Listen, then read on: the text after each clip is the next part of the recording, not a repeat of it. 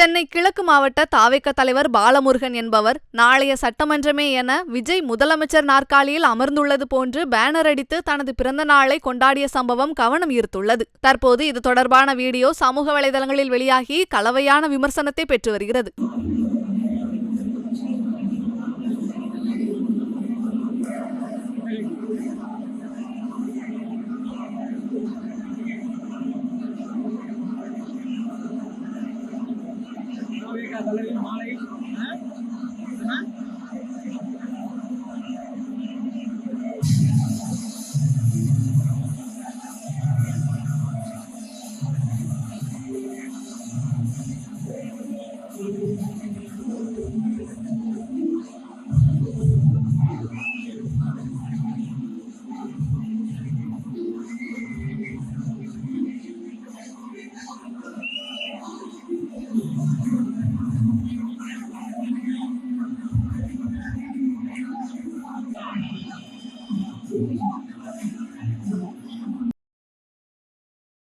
செய்திகளை உள்ளது உள்ளபடி தெரிந்து கொள்ள ரெஃப்ளெக்ட் நியூஸை சப்ஸ்கிரைப் பண்ணுங்க.